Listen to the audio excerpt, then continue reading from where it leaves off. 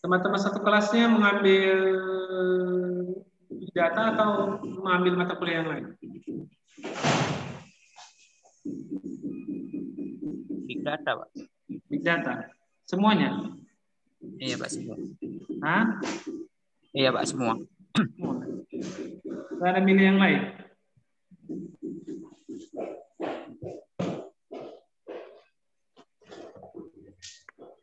Jadi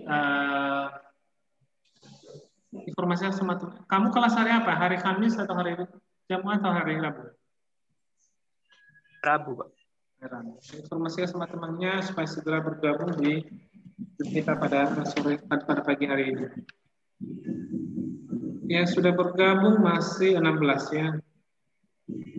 Oke lah. Jangan lupa Anda absensi, Anda melakukan absensi melalui Google Form yang ada di Google Class. Oke, hari ini pertemuan kita kedua pada hari ini kita masuk ke Big Data Analis. Hampir sama ya. Tadi kita pelajari teknologinya sekarang kita belajar langsung di data analis. Jadi mungkin Anda bertanya apa sih bedanya? Tadi saya jelaskan tadi, ulang lagi. Teknologi ini adalah alatnya, software yang kita gunakan. Sedangkan big data analis sudah langsung ke datanya yang kita olah. Hanya saja data yang kita olah di sini adalah itu bukan kecil, itu memang besar. Oleh karena itu kita tidak bisa melakukan perhitungan secara manual lagi, seperti menggunakan algoritma Roset, menggunakan clustering atau klasifikasi. Itu tidak bisa lagi karena datanya sudah sangat besar, oleh karena itu kita menggunakan alat bantu. Nanti di bahasa pemrograman ini kita belajar bahasa pemrograman Python ya, Python. Jadi bisa Anda install sendiri di komputer Anda menggunakan Anaconda. Jadi nanti kalau mau install bisa menggunakan Anaconda. Nama aplikasinya Anaconda, bukan ular ya, tapi aplikasinya Anaconda. Jadi dalam Anaconda itu nanti ada Python ya. Python. Python ini bahasa pemrograman digunakan. Sedangkan tools yang kita gunakan atau toolsnya itu kita menggunakan Jupyter Notebook. Jupyter Notebook. Oke. Jadi di data analysis kita menggunakan bahasa Python. Kita dulu awalnya pengenalan dasar teori-teori bermulai dengan di data analysis. Yang kedua kita masuk ke teori lagi. Baru ketika kita masuk bahasa pemrograman Pythonnya mulai dari dasar, memasukkan library, barulah kita mengolah data. Jadi bertahap, tidak langsung ke Python. Jadi biar saya buka dulu Anaconda yang sudah saya install. Siapa tahu nanti ada mau install. Sudah saya install, saya buka dulu ya.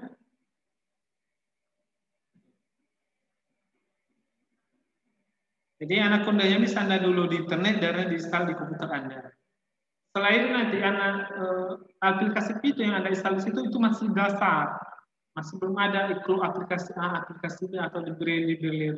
Jadi untuk library-nya nanti Anda bisa ikut sendiri melalui aplikasi Python-nya, bisa Anda install sendiri.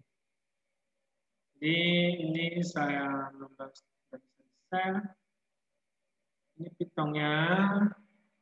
Silakan Anda install di komputer sendiri, saya coba share. Nah, belum terbuka dia, sabar ya.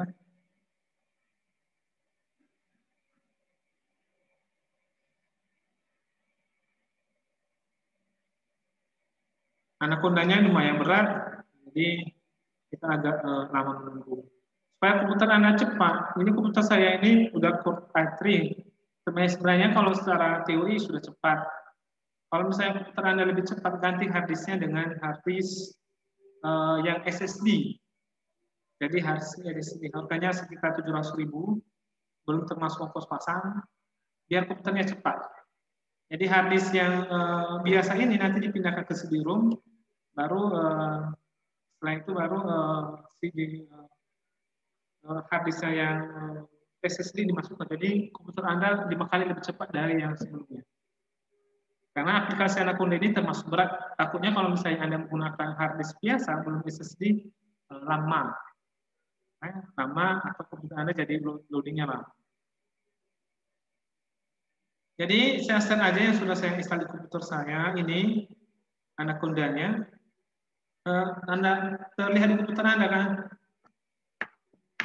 Anaconda navigator. Erika Shibuya terlihat di komputernya? Ya kan? Terlihat, Pak. Oke, jadi ini kalau sudah di-install seperti ini, kita menggunakan yang ini, Jupyter Notebook. Jadi kalau di-install nanti ada Jupyter Notebook, tinggal di Lux. Klik, langsung nanti muncul dia ke, kalau kita Lux dia, ini Lux.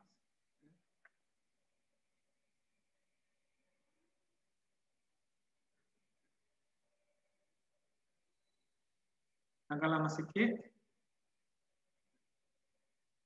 Oke. Terlihat di komputernya? Enggak. Halo? Tidak Pandiangan terlihat di komputernya Jupyter? Kelihatan, Pak. Kelihatan Jupyter. Jadi nanti alamannya localhost 888.3. Jadi inilah halaman utamanya. Kalau kita mau mulai buat programnya, tinggal pilih new Python 3, Python 3, lalu kita masuk ke bahasa Python-nya. Ya. Halaman nunggu sedikit.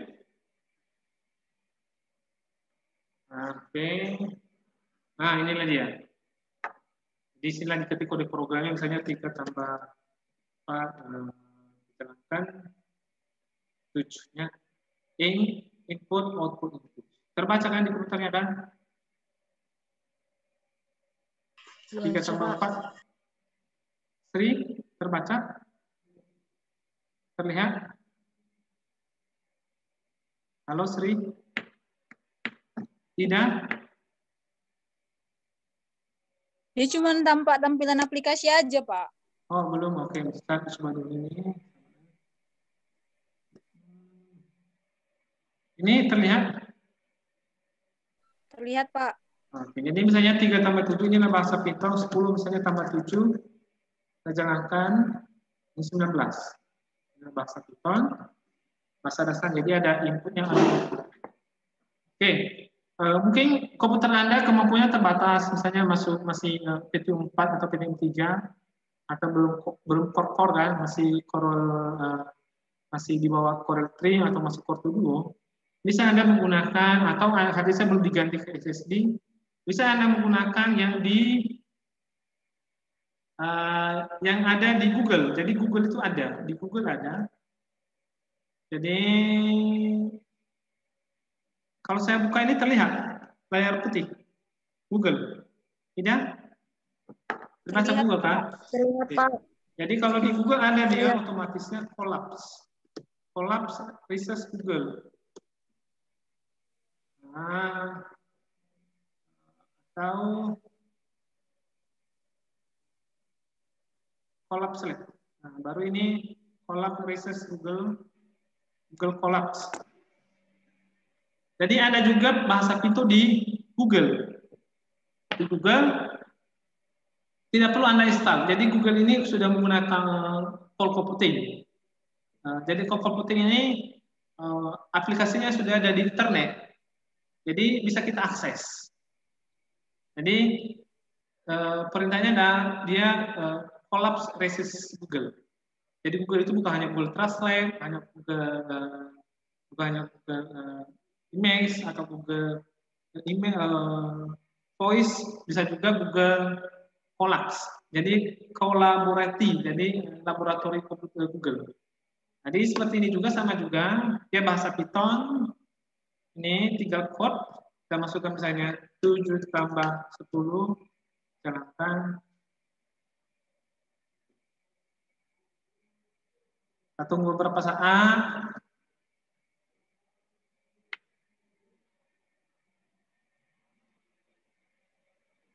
Nah, 17 kan? Nah. Jadi kalau misalnya komputer Anda nggak bisa, nggak perlu Anda install, sudah ada di Google, di collapse Google. Collapse Google, jadi tidak perlu Anda install. Hanya saja ada batasnya. Jadi setiap user hanya bisa mengakses collapse Google itu 10 jam per hari. Jadi terbatas. Jadi makanya kalau misalnya komputernya sanggup, install aja yang Anaconda, ya, aplikasi Anaconda. Selanjutnya, Ini nanti kita mulai belajar, kita nanti coba pakai Google Colabs, kolaborasi Google. Jadi mudah-mudahan internetnya stabil, karena ini operasi Google ini harus terhubung dengan internet. Kalau nggak kamu kita nggak bisa. Jadi kalau pakai Anaconda ya tidak perlu terhubung ke internet. Jadi di Google ada aplikasi Python. Jadi bahasa yang kita pelajari nanti di sini adalah bahasa Python-nya. Itulah pengantar dari mata kuliah Big Data Analysis. Jadi ini juga termasuk Jupyter. Jupyter ini adalah tools untuk bahasa Python, ya, toolsnya. Tetap juga Anaconda ini. Kalau misalnya nanti Anda buat file yang baru, tetap dia notebook, tetap juga tulisannya Jupyter. Jadi tetap Jupyternya sudah di-install oleh Google dan ditaruhnya di komputer call, barulah kita akses. Cara mengaksesnya adalah hanya harus mempunyai email Google, Gmail. Kalau nggak punya Gmail nggak bisa akses ini ya. Kalau misalnya punya email misalnya Yahoo, ya nggak bisa, harus Gmail. Jadi siap-siap Anda membuat email menggunakan Gmail. Oke, sudah ya? Sudah jelas. Nanti untuk pertemuan ketiga nanti kita pelajari kode-kodenya, ini hanya pengantar aja. Biar Anda pertama pengetahuan yang sedikitnya.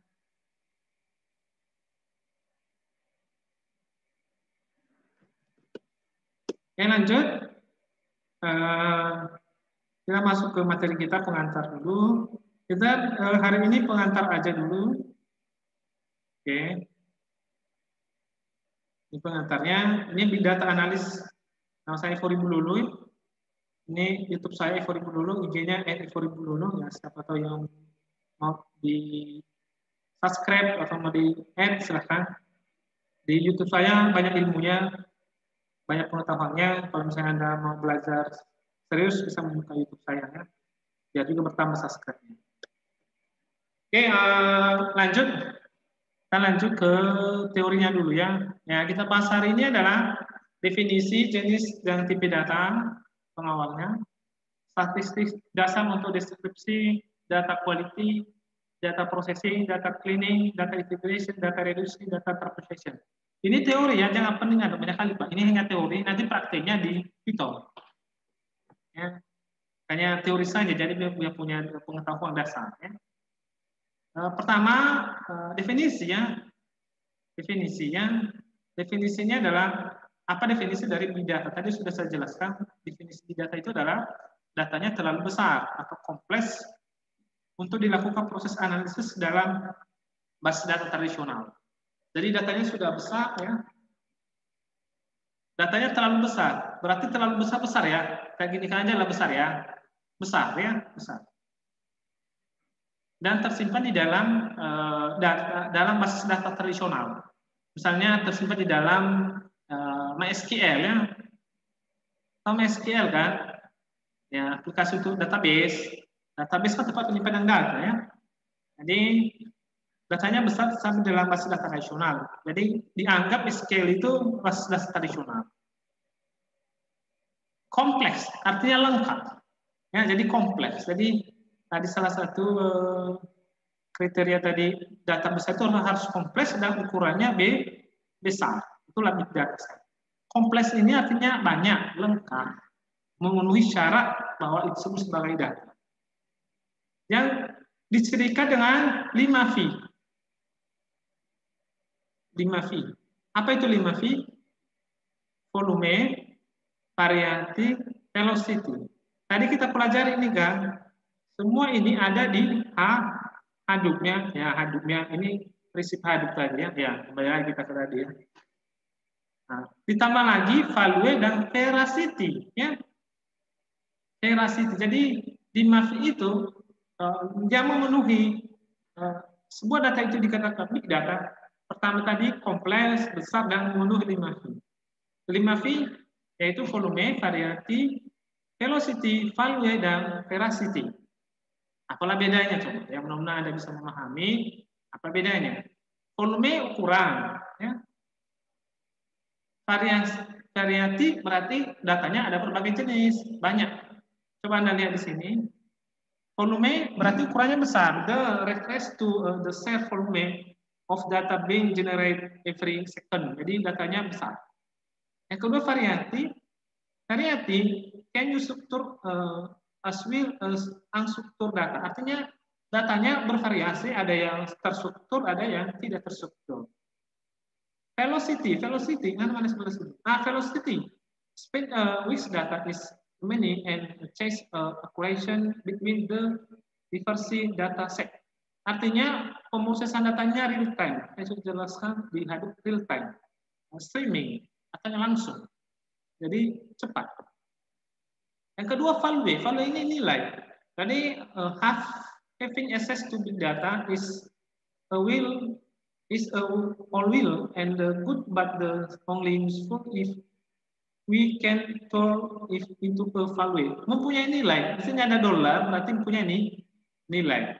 Veracity mempunyai nilai kebenaran. Data, reliability, truth. Verifying and validation the data. Artinya di sini dibahas datanya itu betul dan memenuhi syarat verifikasi dan validasi.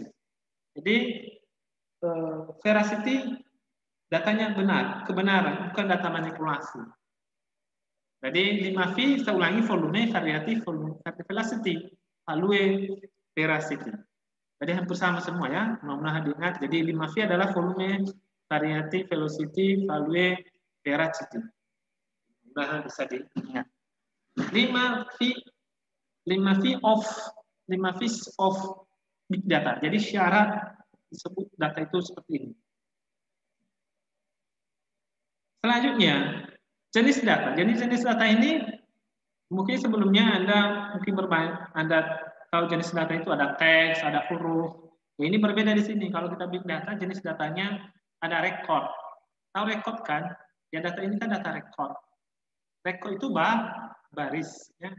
Record itu baris. Jadi record. Jadi data dalam bentuk baris. Pertama adalah jenisnya data matrix. Data dalam bentuk matrix adalah seperti ini. Ini data dalam bentuk matrix. Ya. Ini. Kenapa dalam bentuk matrix? Ya kalau dia full ke matrix, nah ini dia kan. Jadi makanya data dalam bentuk matrix. Baru dalam bentuk record lagi dokumen data. Dokumen data seperti ini. Data dalam bentuk dokumen divektorkan yang menjadi seperti ini dia.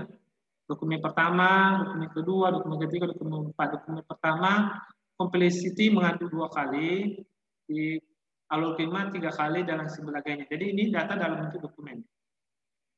Yang ketiga adalah dalam bentuk record, yaitu data transaksi data transaksi. Nah, ini kita pelajari sebelumnya di algoritma a priori ya, data dalam bentuk transaksi. Jadi itu jenis data record. Seterusnya kita belajar jenis data dalam bentuk graph dan network. Nah, dalam bentuk graph. World Wide Web. Ini www ini ya, www ya. Kalau Anda akses website kan ada www-nya 3 kali kan. World Wide Web. Artinya dunia. Wide Web. Wide, apa itu wide? Ya, menghubungkan semua dunia lah itu istilahnya. Dalam bentuk seperti ini dia.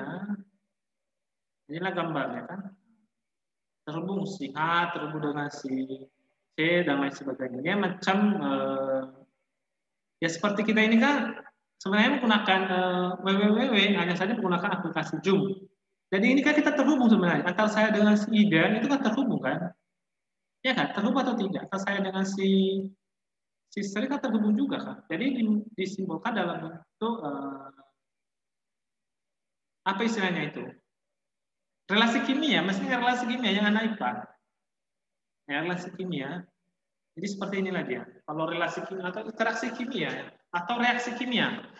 Nah, mesti ingat. Jadi kan seperti itu kita dikembangkan. Ya. Dalam bentuk sosial media, social network. Ya, seperti ini. Jadi kita terhubung misalnya Facebook, IG, kita kan saling terhubung kan antara satu dengan yang lain. Jadi dibentuk seperti ini lagi. Baru data dalam bentuk graf dan jaringan selanjutnya adalah buku molekular struktur. Molekular kecil. Nah, seperti ini lagi tuh ya. Molekular, data dalam bentuk molekular. Nah, misalnya kita di Indonesia ini, misalnya ini Amerika Utara, ini misalnya Prancis, Ini misalnya Eropa, secara umum ini misalnya Amerika ya. Jadi kita terhubung seperti molekuler.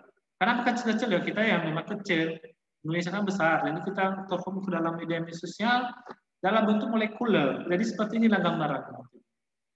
Jadi kita terhubung seperti ya garis-garis kecil terbatas satu dengan yang lain berkelompok dan selalu ada terhubung. Karena kita memang saling terhubung. Kalau misalnya Anda sekarang kan menggunakan media sosial, ya pasti Anda terhubung misalnya dengan orang-orang yang ada di Amerika, di Eropa, dan lain-lain. Jadi digambarkan seperti molekuler. Ya, digambarkan seperti molekuler. Lanjut. Jenis data selanjutnya adalah orderet. Ya, orderet ini baru kenal ya. Jadi ingat ini, ini penting ini. Orderet ini seperti video ya. Ya, itu termasuk juga jenis data video. Baru spatial temporer data. Spatial temporer data ini adalah data di dalam bentuk seperti ini, ya, susunan data seperti ini. Nah, data berkelompok, jadi spatial, jadi datanya sekalian temporal. Datanya dalam bentuk kelompok. Lalu selanjutnya visual data, visual data berurut. Misalnya AB, BD, CD, ini data berurut. Visual data. Baru generic sequence data, generic sama juga. Generic hanya saja generic ini adalah urutan data juga adalah bentuk generic, genetik berarti misalnya A mengandung B dan C, baru C dan D mengandung D dan B, baru ini mengandung lagi, baru mengandung lagi. Jadi seperti data seperti kita ada kakek, ada opung ya. Ada bapak kita, misalnya bapak kita berapa bersaudara, bau kita berapa bersaudara, maka anak bau, anak bapak kita misalnya, anak patu, anak Pak Uda misalnya kan berpecah-pecah lagi. Jadi kan berurut. Itu disebut dengan genetik genetik data. Jadi ada data yang seperti itu. Biasanya anak belajar di AI di semester pertama, di semester 5. Namun sudah dipelajari ya. Baru ada spatial image dan multimedia. Ya. Spatial ini adalah spatial data atau maps. Data dalam bentuk maps. Ya, maps kan data juga ya. Sampai sekarang si Santo sekarang di mana letaknya? Tinggal di mana? Di Medan, Pak. Di Medan. Jadi di apa? Di mana? Di kecamatan mana, di jalan mana? Di Jalan Bajak 2, Pak. Jadi ini kalau dicari di map ketemu kan si Santo kan? Ketemu. Itu juga ada data. Jadi semua kita di sini data. Jadi misalnya pada jam 11.02 pada tanggal 17.03 tahun 2022 hari Rabu, Santo posisinya di jalan, misalnya di jalan Garut nomor 2. Itu kan data juga kan dalam bentuk map. Tapi dalam bentuk map kan biasanya titik ya. Sama kalau misalnya Anda pesan Gojek, pesan misalnya Grab, ya pasti ada titik lokasi Anda kan di mana Anda pesan, ada titik biru ya. Jadi itu kan termasuk data. Image data, data itu gambar itu termasuk data. Jadi jangan salah, gambar itu misalnya saya klik sekarang gambar Anda itu termasuk data juga. Ada dalam bentuk voice data, suara data. Seperti ini kan berbicara dia kan. Ini berbicara. Ini termasuk voice. Saya berbicara ini kan Anda kedengar karena ada suara saya kan. Itu disebut dengan voice data. Jadi data dalam bentuk suara. Baru video data, lebih jelas video itu adalah merupakan data. Jadi itu jenis-jenis data yang ketiga ya. Jadi saya ulangi lagi. Jenis data tadi mulai dari pertama adalah apa pertama tadi? Dalam bentuk record, baru dalam bentuk graph dan network, dalam bentuk ketiga adalah orderet, bentuk keempat adalah spatial image dan multimedia. Nah, bisa dilihatnya. Oke. Mudah bisa dipahami, diingatnya satu ini penting-penting ya. Pengertian data, ya. Data adalah sekumpulan, data saya adalah sekumpulan data dari objek yang mempresentasikan sebuah entitas atau atribut. Jadi ini data ya, adik-adik semua ini data. Contohnya tabel ini. Disebut ini data set. Kenapa disebut data set? Karena terdiri atas atributnya, entitas atau atribut. Jadi ini atributnya kan, atribut sama dengan kolomnya. Kita tepaskan sebelumnya ya, saya jelaskan. Data itu terdiri atas data objek. Data objek itu adalah record atau point atau sampel atau instance. Jadi data objek itu adalah rekodnya, misalnya rekod pertama, rekod kedua, rekod ketiga. Istilah lain adalah point, sampel atau instance. Jadi itulah istilahnya dari data objek. Jadi data objek itu adalah rekod. Jadi misalnya saya suruh Ida Pandangan, baca dulu data objek nomor 5. Maka data objek nomor 5 adalah hujan, dingin, normal, salah, iya. Selanjutnya atribut. Atribut adalah karakteristik data. Misalnya tinggi badan, usia. Jadi di sini di tabel kita itu ada atribut. Jadi atributnya adalah misalnya nomor, cuaca, suhu, kelembaban, berangin, main. Itu disebut dengan atribut atau kolom data. Contoh database adalah penjualan terdiri atas nama barang, tanggal jual, nama pelajar, dan jumlah. Jadi di sini tabel ini disebut dengan dataset. Contoh di sini ini disebut dengan data objek atau record atau sampel size, atributnya semua atributnya. Hanya saja di tabel ini ada disebut dengan class label atau target. Jadi class label ini. Nah ini sudah pernah saya jelaskan di mata kuliah sebelumnya ya, di C45 row set. Jadi data ini disebut dengan